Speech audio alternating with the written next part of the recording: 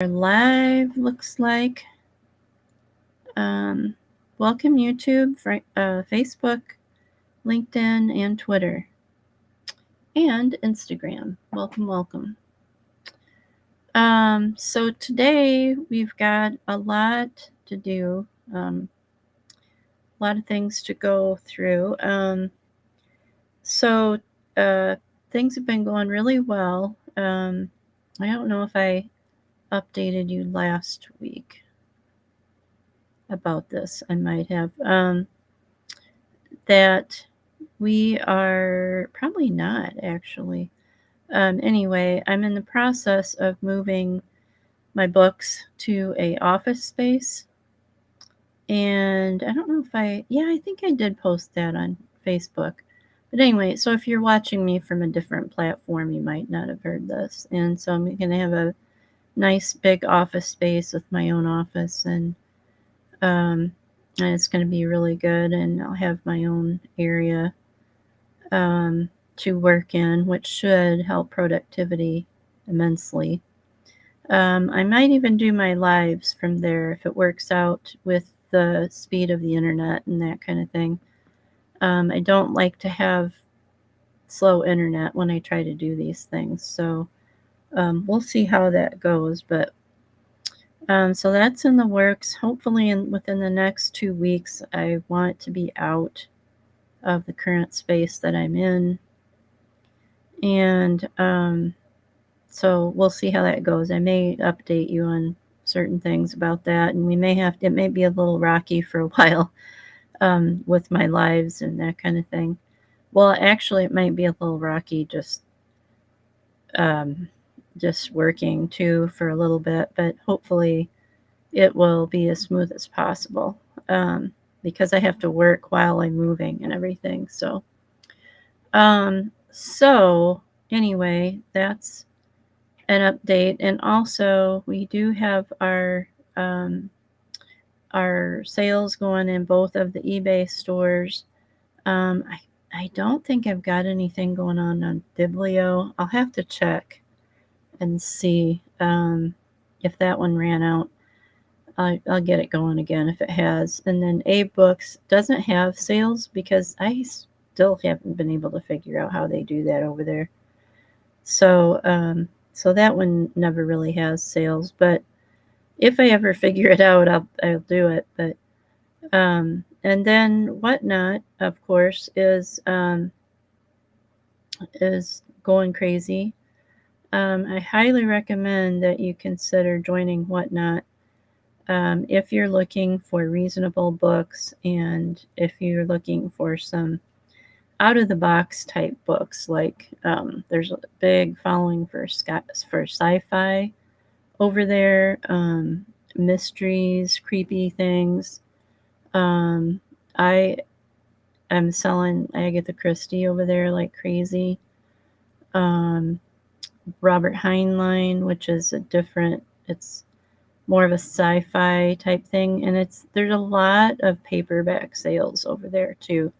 So if you're kind of into that, give it a consideration.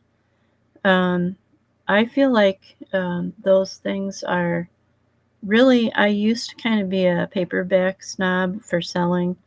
I read paperbacks, but I didn't really sell them. But over there, it seems to work, and so I don't have a lot of paperbacks in the antique store for books, but I do in the estate finds store. I have a few. Those have sold, so we're just kind of going with whatever is selling currently. So I've gotten I'll show you what I got, but I got a whole load of Robert Heinlein. If anybody is interested in these, let me know. I will have them there's a Whatnot show on Thursday at 1, and I will have those. I'll just kind of show you what I've got here. They have really cool covers too. I think that's about half the reason that people buy them too. And then this is Waldo Magic Ink. And if you don't know who this author is, he's a astrophysicist, I think, who wrote Correct Science in a science fiction. And everybody apparently loves this guy right now. Methuselah's Children is another one. But look at the cover art on these. They're really, really quite nice. You guys, I'll show you these too. They're all backwards for you. I'm sorry, but and then this is the one I think is really kind of neat. Space Cadet with the really colorful, colorful, nice cover art. I feel like, I mean, I don't know.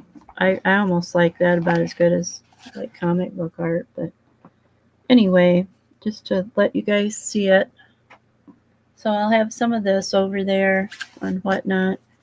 Um, and I think I've got a whole bunch of Tolkien too. I've got The Hobbit, and here's this as well. And then this is a real nice cover too. So anyway, so that's those. I picked those up not too long ago. And I have The Hobbit, The Fellowship of the Ring. Hang on just a second. Let me grab those.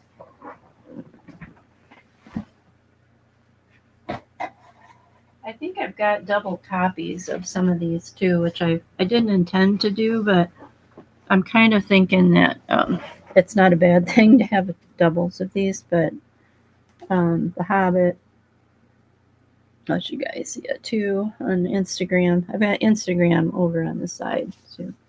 Lord of the Rings, Return of the King.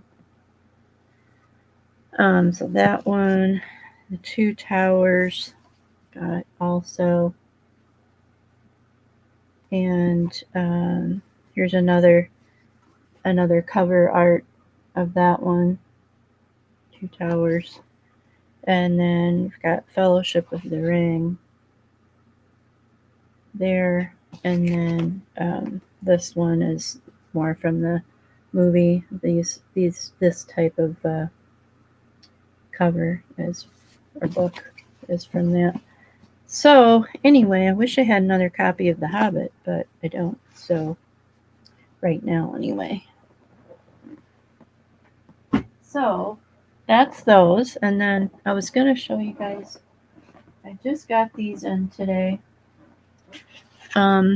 These are vintage copy of A Farewell to Arms. Move it over here a little bit. Farewell to Arms. There. It's backwards for you guys, but and then For Whom the Bell Tolls, which are real nice copies, and in really good shape. And is this? I forget. Is this Collier? I can't remember.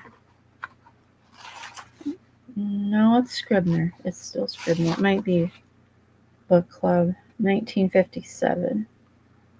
Okay, so they're reprints, but still very nice. And then I have this set. This is by publishers Nelson Doubleday.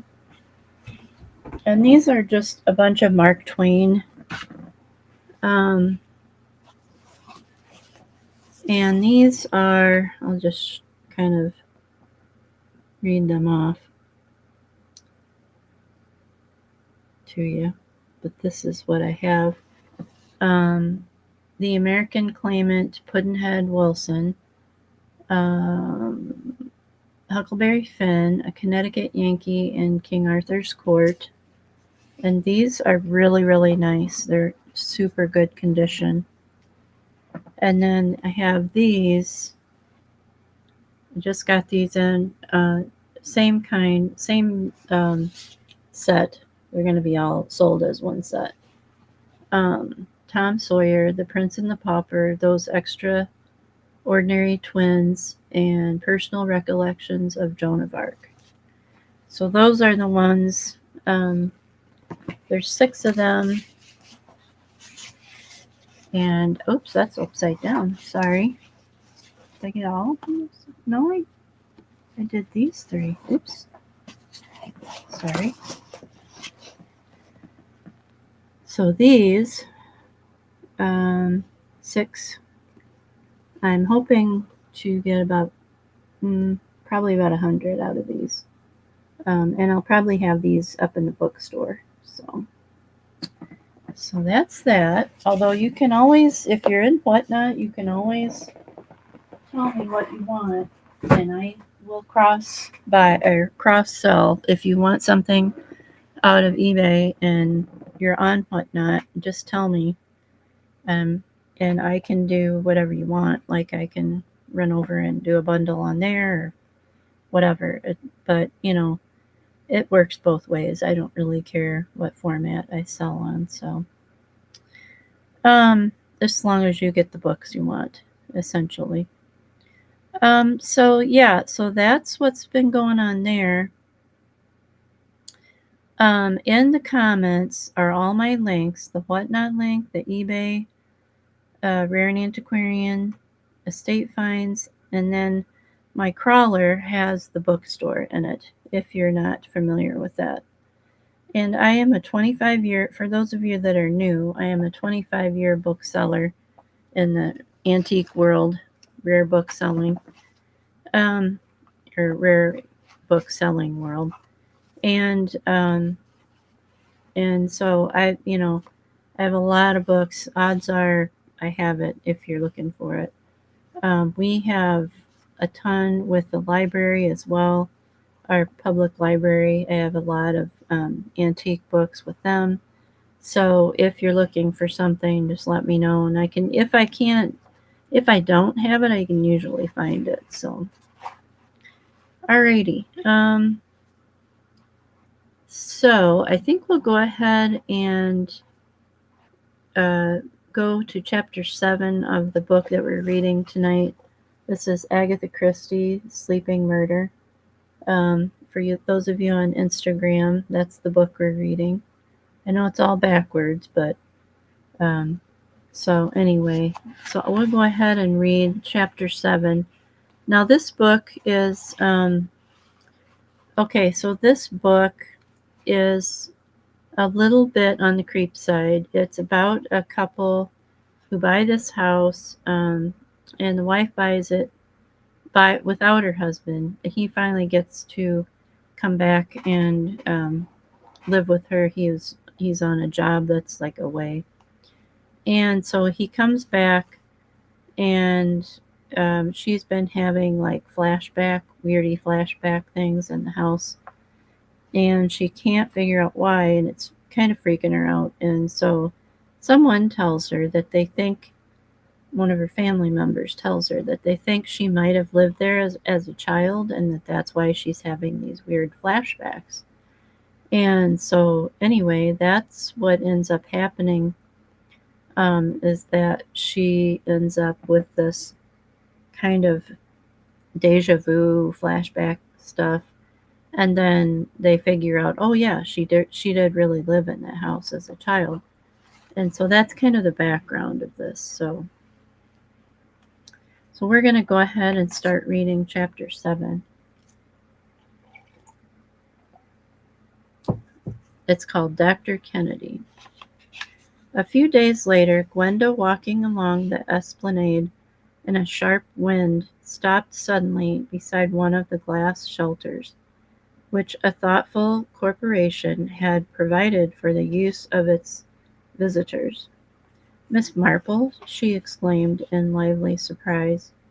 For indeed Miss Marple it was, nicely wrapped up in a thick fleecy coat, and well wound round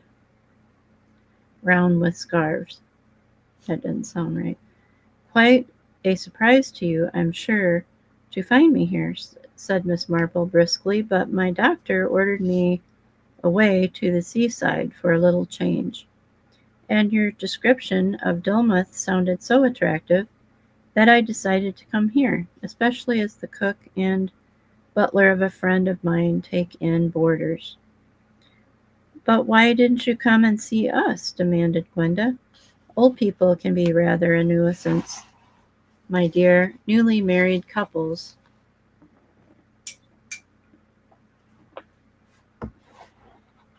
Let's see, let me get to the spot. Okay. Newly married couples should be left to themselves. She smiled at Gwenda's protest. I'm sure you'd have made me very welcome, and how are you both? And are you progressing with your mystery? We're hot on the trail, Gwenda said, sitting beside her. She detailed their various investigations up to date. And now, she ended, we've put an advertisement in lots of papers, local ones, and the Times, and the other big dailies. We've just said, will anyone with knowledge of Helen Spenlove Halliday, nigh Kennedy, communicate, etc.? I should think, don't you, that we're bound to get some answers? I think so, my dear. Yes, I should think so. Miss Marple's tone was placid as ever, but her eyes looked troubled. She flashed a quick, appraising glance at the girl sitting beside her. That tone of determined heartiness did not ring quite true. Gwenda, Miss Marple thought, looked worried. What Dr. Haydock had called the implications were perhaps beginning to occur to her. Yes, but now it was too late to go back. Miss Marple said gently and apologetically, I have really become most interested in all of this. My life, you know, has so few excitements. I hope you don't think me very inquisitive if I ask you to let me know how you progress. Of course we'll let you know, said Gwenda warmly. You know, you shall be in on everything. Why, but for you, I should be urging doctors to shut me up in a loony bin. Yes, tell me your address here, and then you must come and have a drink. I mean, have tea with us and see the house. You've got to see the scene of the crime, haven't you? She laughed, but there was a slightly nervy edge to her laugh. When she had gone on her way, Miss Marple shook her head very gently and frowned.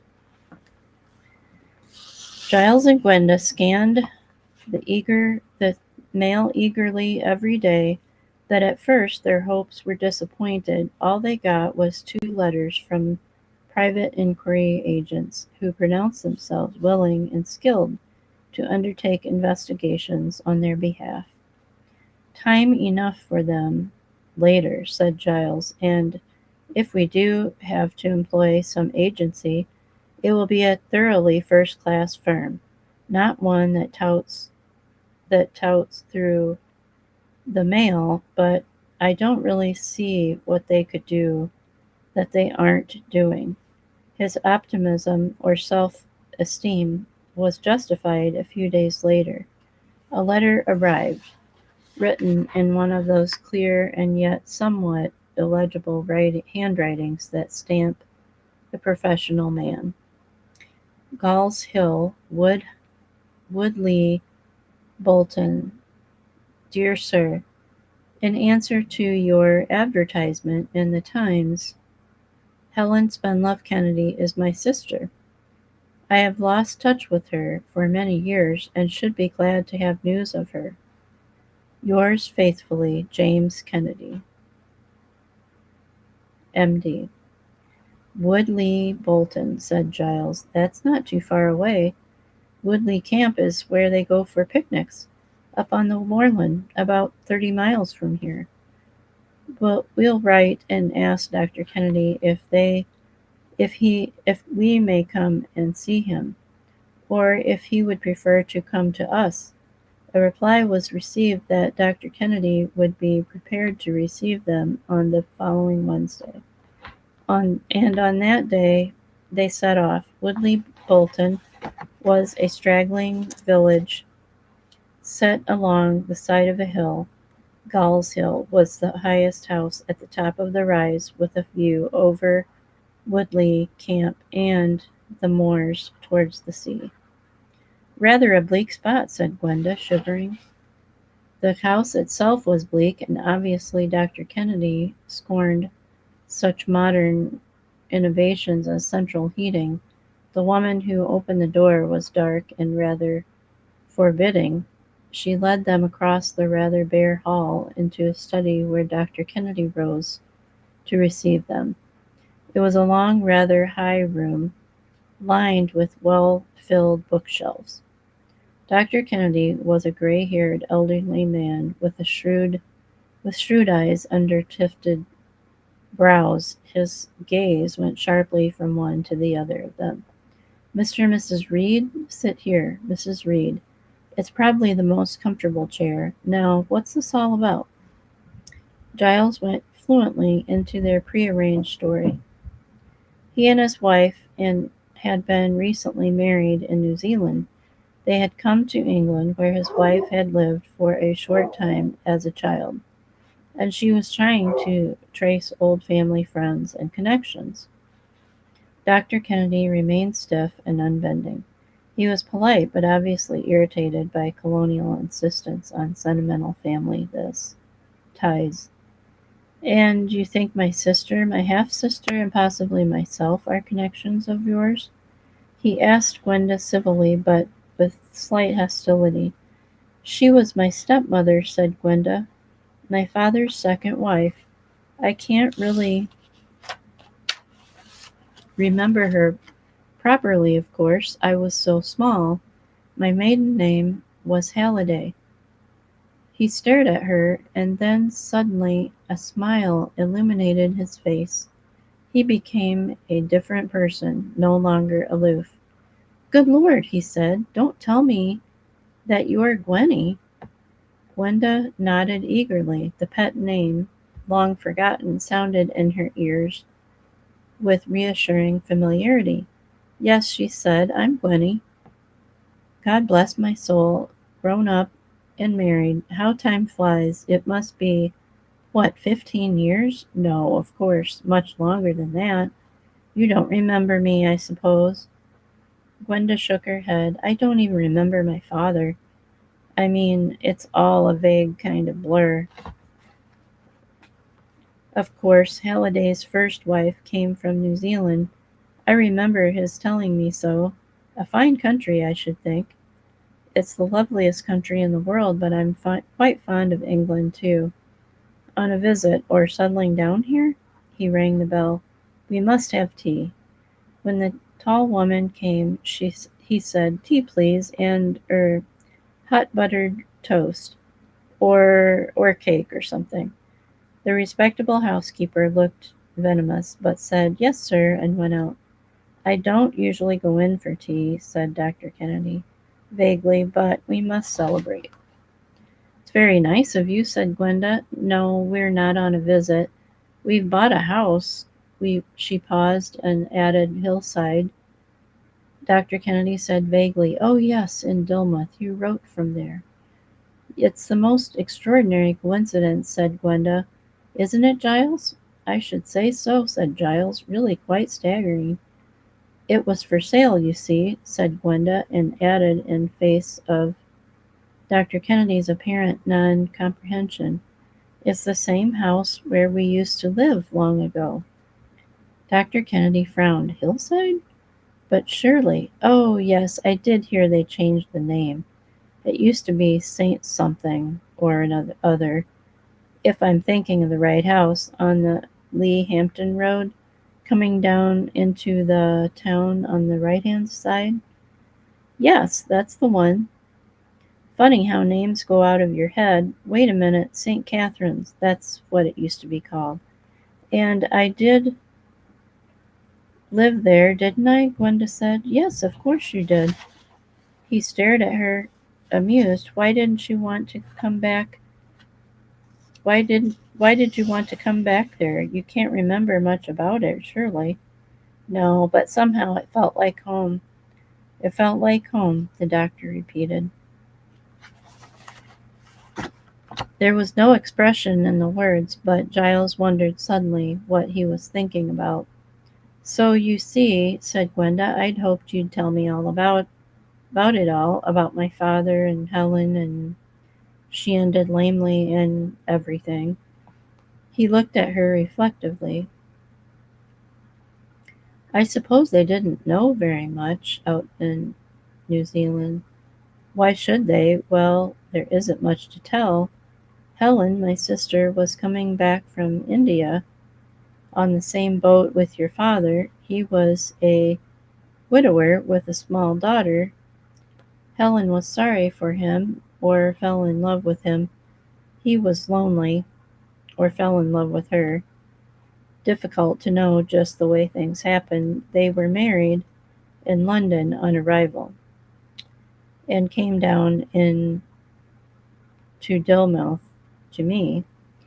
I was in practice there then. Kelvin Halliday seemed a nice chap, rather nervy and run down, but they seemed happy enough together.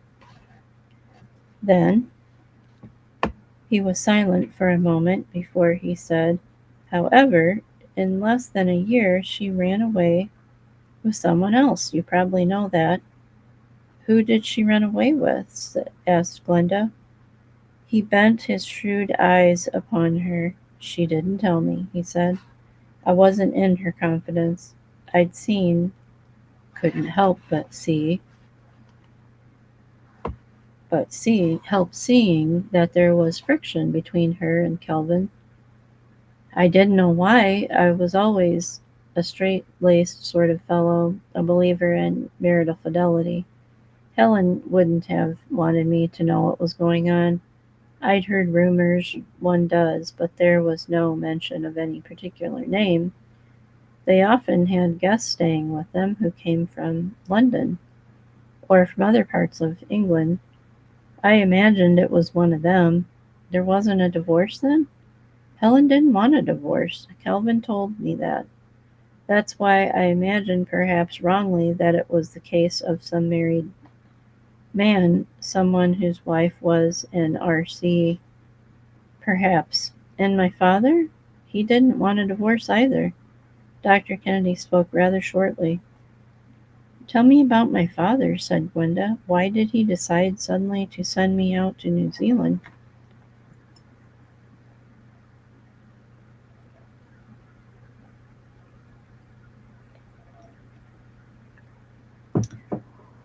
Kennedy paused a moment before saying, I gather your people out there had been pressing him. After the breakup of his second marriage, he probably thought it was the best thing. Why didn't he take me out there himself? Dr. Kennedy looked the mantelpiece, along the mantelpiece, searching vaguely for a pipe cleaner. Oh, I didn't know. He was in rather poor health. But what was the matter with him? What did he die of? The door opened and the scornful housekeeper appeared with a laden tray. There was buttered toast and some jam, but no cake. With a vague gesture, Dr. Kennedy motioned Gwenda to pour out. She did so. When the cups were filled and handed around, and Gwenda had taken a piece of toast, Dr. Kennedy said, with rather forced cheerfulness, so tell me what you've done to the house. Made a lot of changes and improvements? I don't suppose I'd recognize it now, after you two have finished with it. We're having a little fun with bathrooms, admitted Giles. Gwenda, her eyes on the doctor, said, so what did my father die of? I really couldn't tell you, my dear.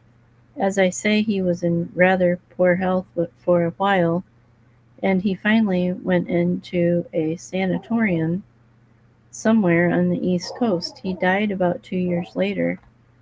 Where was the sanatorium exactly? I'm sorry, I can't remember now.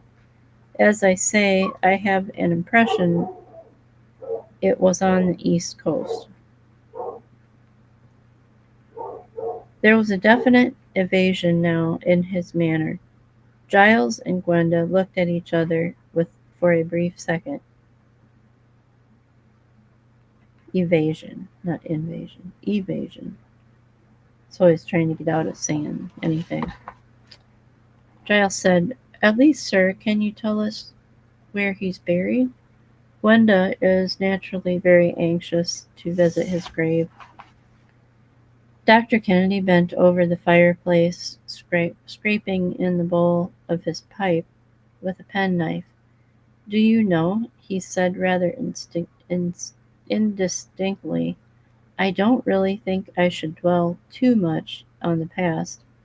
All this ancestor worship, it's a mistake. The future is what matters. Here you are, you two, young and healthy, with the world in front of you. Think forward. No one, no use going about putting flowers on the grave of someone whom, for all practical purposes, you hardly knew." Gwenda said mutinously, "I should like to see my father's grave." "I'm afraid I can't help you." Dr. Kennedy's tones were pleasant but cold. "It's a long time ago, and my memory isn't what it was. I lost touch with your father after he left Dilmouth. I think he wrote to me once from the sanatorium, and as I say, I have an impression it was on the East Coast. But I couldn't really be sure of even of that, and I've no idea at all where he's buried." "How very odd," said Giles. "Not really. The link between us, you see, was Helen. I was always very fond of Helen. She was my half sister, and very many years younger than I am.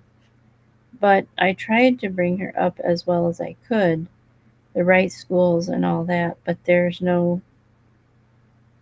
gainsaying that Helen, well, that she never had a stable character. There was trouble when she was quite young with a very understandable young man. I got undesirable young man. I got her out of that safely. Then she elected to go out to India and marry Walter Fane. Well, that was all right, nice lad, son of Dilmus' leading solicitor, but frankly dull as ditch water. He'd always adored her, but she never looked at him. Still, she changed her mind and went out to India to marry him. When she saw him again, it was all off. She wired to me for money for her passage home. I sent it. On the way back, she met Kelvin. They were married. Before I knew it, I felt, shall we say, apologetic for that sister of mine. It explains why Kelvin and I didn't keep up the relationship after she went away.